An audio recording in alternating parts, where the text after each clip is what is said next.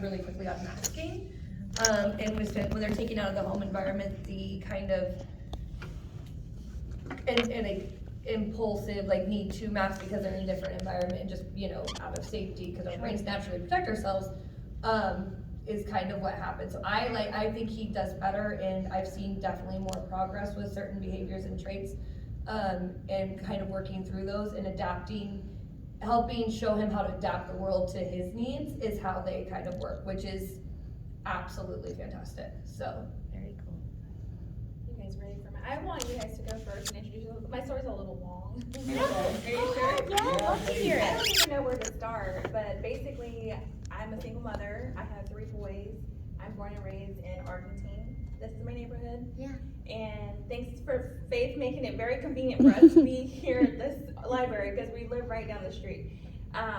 So my son, I started noticing he obviously was delayed on all his milestones. And so he got diagnosed, he has an autism diagnosis at age 3. He has a twin brother also, but he doesn't have that diagnosis, but we're thinking he did get an ADHD diagnosis, and there's some similarities, but not as bad. What I found out when I went to the doctor, his pediatrician, once we got the diagnosis, I said, well, what do I do? They told me, this was all new to me. They said that there's no cure, and so I said, well, is there medicine? And they said, well, the medicine would be ABA therapy for him. So then I started trying to find an ABA therapist, and I'm like, what's an ABA therapist? Right.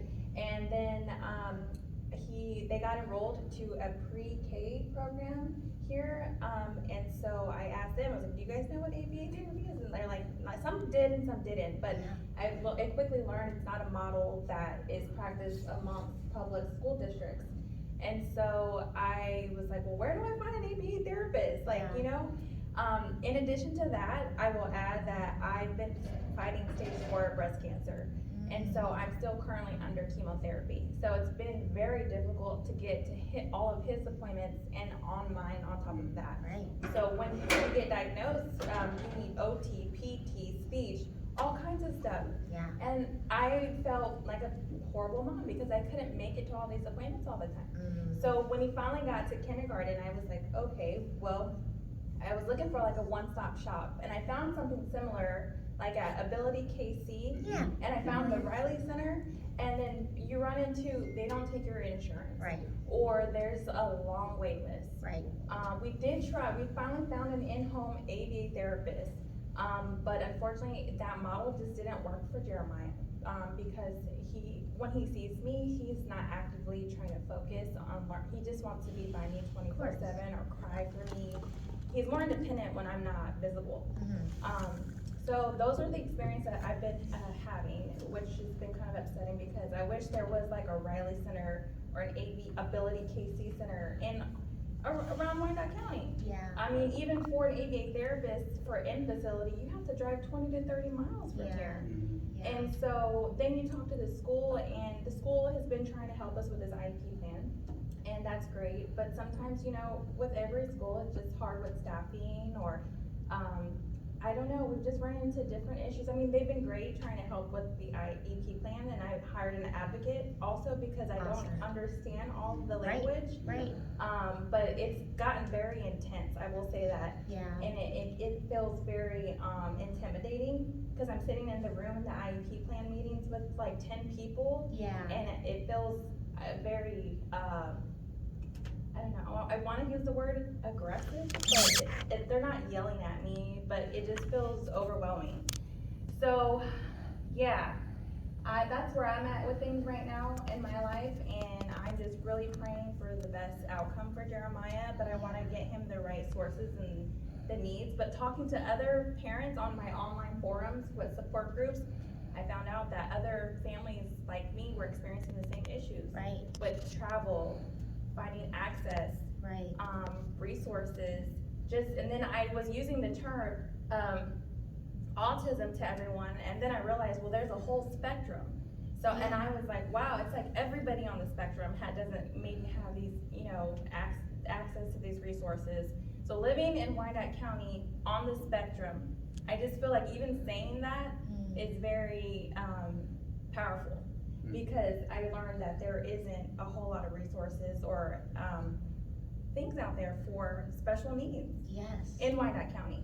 Then that's only my experience, because I've been living in Wyandotte County most of my entire life. So, but thank you for being here. Yeah. That's my for story. sharing your story. Yeah, no, for sure. Yeah, so I can totally relate to some of your guys' experiences also. And I'm so happy that I'm here because I've been feeling alone for a very long time. And I have to pay my advocate out of my own money, Right. and I'm on disability income. So I'm just struggling. I'm not talking about financially, I'm talking about spiritually, emotionally. I'm trying to build a community for us and other families, because I just felt like, wow, there is a huge gap out there and no one's talking about it. Yes. The craziest thing is, a couple weeks ago or a month or so ago, I randomly went to like a public hearing for like where you can go talk to state representatives. Yeah. And I just was like, okay, I'm gonna sign up and speak. And so I went up and spoke and pretty much just said what I just told you guys. And I couldn't even find an in-facility ABA therapy place around here. Wow. And so that was the first thing I said to the state representatives. I said, did you know that there wasn't anywhere, first of all, education for all should be available. Right. And not just for normal people or Right. normal kids. And so I said that to them, and so after, it was a powerful statement, or whatever, that whole thing that I said, my speech or whatever. Have you heard of Wyandotte Behavioral Health? It's one of the biggest mental health facilities in Wyandotte County, right? That's where everyone sends everybody to. So because autism is labeled as under like the mental health umbrella, right? And so the CEO, I can't remember his name, but he came up and spoke to me, and he gave me reassurance, and he was like, everything you just said is accurate. You're not wrong in anything that you said. He goes, I know exactly what you're talking about.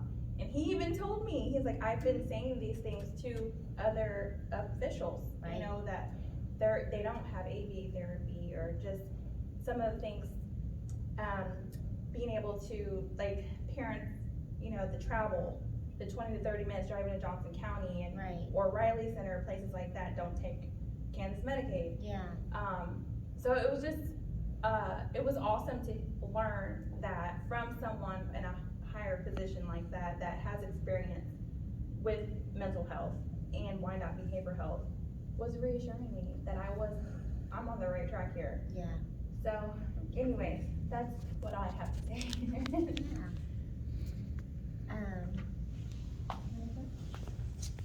Sure. I know that was an earful. No, it's great. It's crazy. I identified with so much of that. So my kind of journey with people on the spectrum started. My mom's a special ed teacher, so I would always try and get, like, say my stomach hurt or whatever, to try and get sent home, because I would get sent to my mom's room at a different building in the district, and she's like, I can't go home, like, you can just stay here. And I think they had like a little sensory room that I hung out with. So I'd always try and do that, like growing up, like I always wanted to be in my mom's classroom. And then I started with the church group I was with at the time, had started going down to a camp in southern Missouri called Camp Barnabas. And just really fell in love with, I guess I found it at that time at a young age that I was like, wow, I really have a gift for this. Like, I'm really great at just connecting with people, like, no matter what their needs are. And so that was planted in me young. And then I worked for about 13 years in ABA, and it's crazy, like I hear all of that from parents, and I keep up with it and stuff too. And you're absolutely right. When ABA is handled in the wrong way, it can absolutely be detrimental. But what I experienced was actually, my boss termed it one time as ABA with heart. right? And so you take the principles of behavior, of reinforcement, of building relationships, of supports, of scaffolding, teaching, and structure, and all the good things about ABA, and you do it with heart, and it changes. I think I'm about a 50% mom crying rate at IEP meetings, because I've seen all those principles just change kids' lives and their communication and all that. But you're right, it can be handled in the wrong way when people aren't trained correctly, and it can be very detrimental. But so I spent a long time in ABA, and I worked in home. Actually, I started in home with parents, and that was the most incredible time. And that's really when I kind of got the passion for, like, oh my gosh, these parents don't have what they need. Like, that's the first time when I really saw that, and I was like, wow, they're leaving a full-time job and coming home to a full-time job, and you love your kid and it doesn't feel like a job, but it can be. You can have very significant needs in your home, and then these parents wouldn't have any time for themselves, and and then we're like, oh, well, I can stay until he goes to bed, and like all these and needs on the weekends. They couldn't go do anything as a family. And so I got to be a part in the home for a long time, for a lot of families.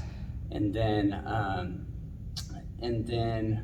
kind of went over to, had started 2 or 3 ABA schools, out of district placements for students who aren't being successful in public schools, and the school will send them to an out of district placement. Those were beautiful places that I kind of described that ABA with heart, right? So like really strong behavior principles, but doing it with kindness and relationship.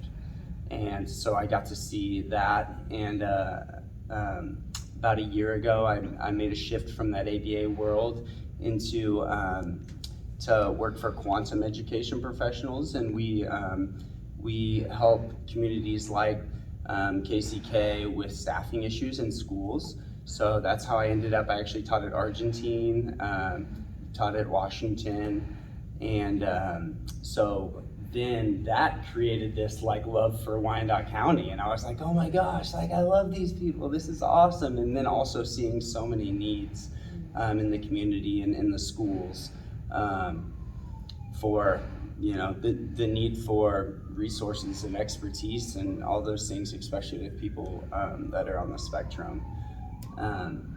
And then I'll let Frankie talk a little bit about, we're kind of starting a new effort as well. Then that's another reason we're here. I'll let her talk about that. Awesome. Yeah, thanks. So Frankie Ferretti, I am actually from California, Los Angeles, California. I moved here with my husband about August of this past year, and in LA I was really integrated and a part of that community, and it's something that I want to do here now that we live here. I work for Quantum as well, and I'm placed at Argentine. I'm the speech pathologist at Argentine, as well as Schlegel High School, and I supervise SLPAs at Carl Bruce. So this is my community now, and I'm excited to be a part of it. And I've been a speech therapist now for about 5 years, and have gotten a chance to work in private practice. I've gotten a chance to work in the school districts, in home therapy, and the consensus, even in California, is there's not enough. There's not enough resources, and California is known to have more resources, right? And even then, it was lacking. Parents still felt, when I was in private practice, your story really resonated with me. In private practice, you get to be really one-on-one with not just your client, your patient, your student, but with that family. And it's always a journey with the families. Like, where do I go next? Oftentimes, speech is kind of the first experience a family has before their student even has, or their child even has a diagnosis. They'll say, hey, my pediatrician said they're not talking, they need to come to speech. So walking them all the way through, making those referrals to the diagnosis, you get to be with that family and feel that what do I do moment. I've gotten to be with so many families through that what do I do moment. And there's not enough resources. There are not enough parent groups, not enough money into it, not enough facilities and knowledgeable people who are trying to make a difference. So that's what we're trying to do. We're trying to make something. We started a nonprofit and we're really here to see what are the needs and how can we help meet them. We want to make it accessible. We want to make it affordable if no cost at all, because OT, PT, speech, behavior, floor time, that team of people, it's expensive. And it's often not where it needs to be location-wise. So how do we bring that to families? So that's what we're trying to do. We've started a nonprofit called Intention Forward Education Foundation, because our question is, what if? What if we could find resources and make them accessible? What if we can find and put together a team and a stop shop that doesn't cost an arm and a leg for parents, or create support groups for parents and families and things like that. So we're starting with a summer camp this year, but we're hoping to expand to whatever the community needs. And that's what we're trying to find out. How can we help? This is amazing. Yes, Yeah. thank you, Yeah. thank you, We're thank so happy you. to be here. Thank you for having us. I mean, Yeah. this is what we want to find out, from What are the parents. age groups for your summer camp right now? We're thinking- deciding. Yeah, we're still undeciding. I think we're just talking school age Yeah. and students with IEPs. We haven't really nailed down population quite that tight, but we just really, and we're thinking July because we're like, hey, if your students, well, let's say they do have ESY in June or summer school, then what do parents do in July? We want people to be able to work. And that's a need that we had to experience personally with families and say, hey, like, what about the rest of summer? Yeah. You can't hire any babysitter. And so we're like, okay, well, families don't even really need the childcare. They need those skilled people, right? And so how do we connect that dot and say, hey, the dot. And how do we connect that dot and say, like, let's bring this network of skilled people that we have and like do that in a way that actually supports families. So. And we have the staff, we have OTPT speech, we have the team, and the team has the heart, so we're just trying to bridge that gap now and see how can we actually implement those services in a way that's affordable and accessible, so. Wow. So you're saying you guys build a nonprofit and then you have your team already to educate, but is it private pay or are you taking insurance or how does that work? We are working on all of that. We're working on all of it, yeah. Our goal is to make it zero cost if we can, so we're writing grants, we're partnering, our board of directors is hopefully coming with a network of people that can make this as close to zero cost as we can. That might be not so realistic our first year, but we're doing our best that's our goal, to make it as close to zero cost. I will give you some encouragement. This isn't much, but I just volunteered on our first community garden a year ago here in this neighborhood, and I found a $5,000 grant, and then it was really easy to get. I mean, there's money out there. I just needed people to be a part of a team, because it's very hard being a single mom of 3 kids, fighting a chronic illness, and just you need a team. You need support. You need support. And so, I would love to help find funding. Yeah, that's exactly kind of what we're looking at. That's a big part of what we need, is that funding to make a dream come to life. It really is kind of in its incubation stage. We're trying to take all these ideas and make it happen. So Also considered talking about bringing in families that also maybe do have the resources for that, and how that can kind of support some of the other families. And so, even if we could get it for free for half of our, campers for the first year or something, that's really, I think that's helpful. Yeah, no, that's awesome. Can you remind me what the name is called for the nonprofit again? yeah, Intention Forward Education Foundation. Do you guys have a grant writer? Not yet. I know a grant writer. Oh, that would be wonderful. Yeah. We'd love to get. Not you. Oh. She actually lives right across the way. Really? If you take this street right here, Uh-huh. right in front of right after Wolfie's, or what is that? What's Texas Tom's or whatever? Yeah, it was, it's Machetas now. You Machetas? Okay. So that street right next, go straight forward, there's a big white house right there. Her name is Tina Medina, she is a pastor. I love Yes, that. she's also too running for commissioner in Argentine, Oh, so, I love that. she's a pastor, and so you might wanna reach out to her, her name is Tina Medina, and I can give you her telephone number. That would be awesome. Yeah. So this is a good, I mean, even, this is exactly what Connect the Dot is, so. You're connecting us together. Connecting, this is exactly what this is for. Like, even though I may not have any skin in this game, I do have skin in this game because this is our community. Right. This is our community, so whatever you guys wanna do. Mike, do you wanna say anything? No, you're good?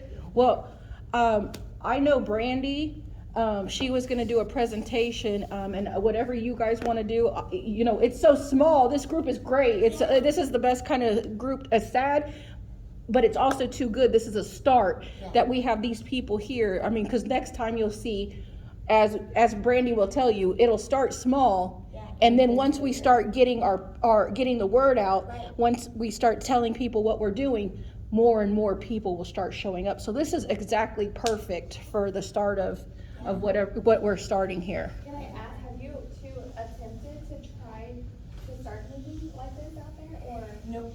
No, but let me tell No, you. this is, and I was gonna tell you, okay, so one of our board members works for Willow Tree Supports. Have you Okay. heard of Willow Tree? I've heard of They're out in DeSoto. Okay, Willow Tree Supports, and they are 18 and over. Okay. They're adults. got it. And total, like, it's the nonprofit piece and the business piece. Okay. So like, it might be job skills, it might be things that they do in-house, I that the know. kids do, that they get, I say kids, they're young adults. Right. That get paid to do it, Awesome. but it also helps offset. So that's, I can't think of, I can give you Jill's name, Jill Yeah. Grummer, she's Grummer. on our board, but she works for them, and you can even look up through, Facebook, Willow Tree Supports. Yeah, so they are, like, the person that started that was a sped teacher for the DeSoto School District. So that's where when she retired, that was what she started. So that's why I was like, It's because we write IEPs for transition services, and then we're Yeah. like, what transition services? Yeah. I hope you're on the waiver 10 years right, ago. well, that's like my nephew, like I said, my nephew's PDD and OS. Yeah. So he's on the spectrum, but he's high functioning. Sure. So he's in college now, fell to class, and I asked my brother, well, did he take his 504 plan with him to Yeah, college? right. And he goes, he's 18 now, he has to do that. I said, yes, but you're still his parent, and you should have advocated from the high school to the college Right. that made sure that happened. And I said, because my guess would be, with his diagnosis, he needs extra time. Yes. And so the extra time in the 504 plan would have allowed him to possibly retake tests, take more time on tests. And I said, you could have avoided this. And I said, now you have a problem. And he said, Yeah. what do you mean? He's failed a class. He wants to go into athletic training. You almost have to have a 4.0 to get into that program. So now, even if he retakes the class, gets an A, now it's still a C. Yeah. And I go, now you've got an issue. He needs to be able to figure out what to do to completely after the fact drop the class off. Right. He just needs it off his transcript completely. Yeah. And I said, these are those things though that you don't know, that Yeah. you're not told. Yeah, Yeah. I don't Exactly. know, I don't know anything about that. Right. And I'm trying to learn, Right, it's almost a full-time job. Yeah. right. I mean, I would literally I feel like I need to go to school to get your types of degrees or Yeah. something to figure out this on my own, or pay a private pay advocate because the Right. insurance doesn't cover it. It's crazy. I mean, and I'm It even is. looking for parent training right now. I mean, and I found it, like at the Ruby training through Children's Mercy Hospital. Yeah, okay. I mean, it is all in a commitment, but I'm trying to find the time. Of course. That's a big need I see all the time, because I follow all the parent groups and things on Facebook, and I'll just randomly like reach out to parents on Facebook sometimes about the IEP process, because like we don't, most of the time, especially if it's your first, student with first child with an IEP, like your rights, your everything, like what supports they need, and Exactly. but sometimes I'll just talk to parents like randomly for a couple hours on the phone. They're like, can you come to the IEP meeting? Yeah. So that's a need too, is, That support, and Yeah. I feel like Yes. I don't wanna, say the wrong things, cause I'm not against my community, but obviously there are gaps, and I don't know whose fault it is, I'm not blaming my son's school or anything Right. like that, but I feel like I'm the first person to speak up there. Yeah. I feel like this is new to them. But I think a lot of you feel that way, and Yeah. you just don't know because you don't have those connections. Right. Right, exactly, and I started Absolutely. thinking about the parents that are not, don't have that resources like Right. me. Right. Or can speak the same language, or have the ability to go try to fight, maybe Right. some of them don't speak Right. English, I don't know. So I'm like, wow, like there's a huge need out there for Yeah. more Well, and support. without getting myself in trouble, I'm a gen ed teacher. I've been math for, like I said, for 20 plus. Math, science certified, administration certified, PE and health. So a lot of extra college, basically. Just to be a PE teacher, but from a gen ed person that has gone in and sat in an IEP meeting, Right. I really don't, this is why you do need that advocate, because I don't always know that even a SPED teacher, they're there as a representative of the school district. They're not your representative. Right, and I've learned that. They're going to do a lot of times, sadly enough, a minimum. Yeah. Especially if your child is mainstreamed in an inclusive classroom. And then you get in that inclusive classroom with a teacher that has zero training. And if your child is even remotely high functioning, you're not gonna have a paraprofessional with you. They're just gonna be kind of like cut 'em loose, And the kid really has to fend for themselves, and it doesn't matter what exceptionality you have. I've got the PDNOS nephew. I also have the other nephew that's 2 years younger that's ADHD, and he's also gifted, which is a horrible combination. If you've dealt with it, gifted ADHD is like squirrel, like over here, oh back here, oh yeah, So that one I've sat in those IEPs where I walked in and they looked at it. He's at Piper. I walked in and they looked at me and they were like, "Oh, we should have known that was your favorite." My last name's Bierman. In the Right. County, right? Right. Oh, we should have known that And you I'm were laughing related. because I can relate. Yeah, I'm like, yeah, that's my nephew. She's like, yeah, I should have known. Well, it was a former gifted teacher at Sumner Academy, because that's what we have at Sumner is the gifted. Most of the gifted kids in the whole county go to Sumner. Not all of them, but most of them. Right. So it's like, yep, you should have known. And I was like, well, he got 12 out of 20. He's got a D in math class, but he hasn't missed a single question on the state assessment in math since he was ever, through 4th grade. And then there's another one, there's the niece is the same way. You have to challenge these kids. I go, but he needs more time. And she's like, well, I don't know how to write that in his IEP. And I'm like, for math. And I go, well, you don't. You write it for everything. Why am I having to tell a SPED teacher that's writing the IEP how to write it? And I'm like, he needs it for everything. And you're going to, his is 7th grade. And I'm like, and you're going to want that when he gets to take his SATs and his ACTs. You want him to have as much time possible, because if you give him the full amount of time, he'll work his way through and he's gonna get a perfect score on your ACT math. You want that as a school. So I'm like, you don't, you write it for everything. But so they're not necessarily your child's advocate. It sounds bad to say that. Hopefully nobody from the district sees this, right? Because but essentially, they're there to jump through the hoops that the school district needs them to jump through. No, I agree, and I've Yeah. experienced that, what I Yeah. have.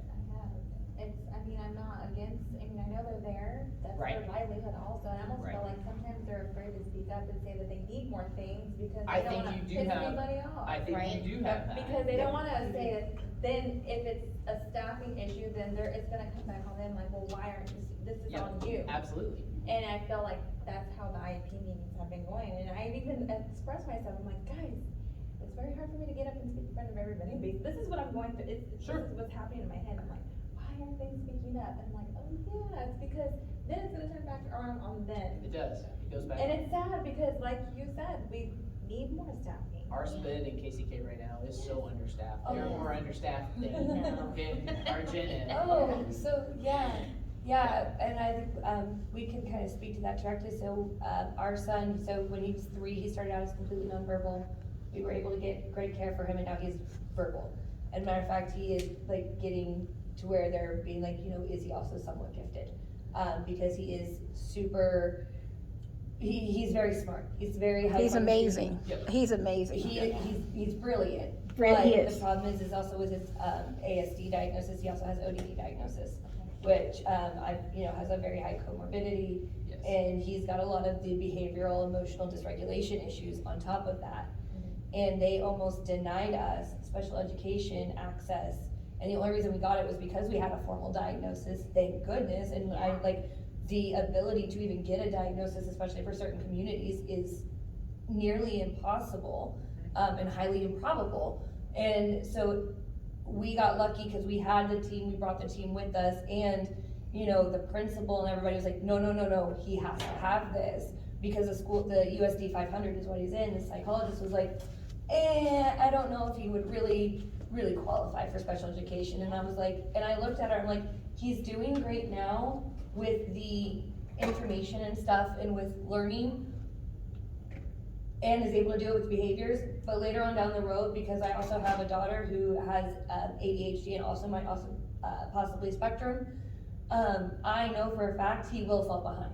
There will be something that happens to where he's gonna fall between the cracks, because there's other needs of his that aren't being addressed that should be addressed. And we can only do so much from home, we can only have so much ABA care and everything at home. So we had to fight and kind of argue a bit to even get access. And if we had to do it, again, like you said, imagine families that can't even, English isn't even their first language. You're, for lack of better phrasing, you're screwed.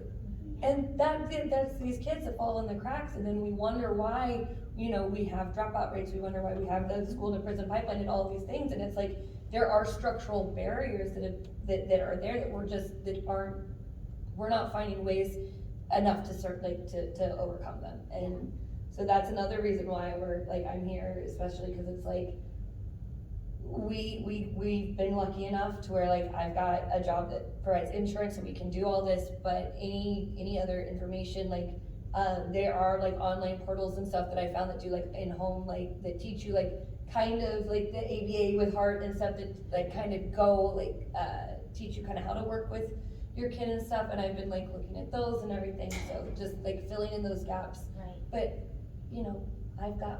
I'm one person, I can share the information as many as I can, so the fact that you guys are let's fill in these gaps, Yeah. and you're with the adult education side of it, because that's what terrifies me. That's where you're going. Yeah, Yes. that's what terrifies me, is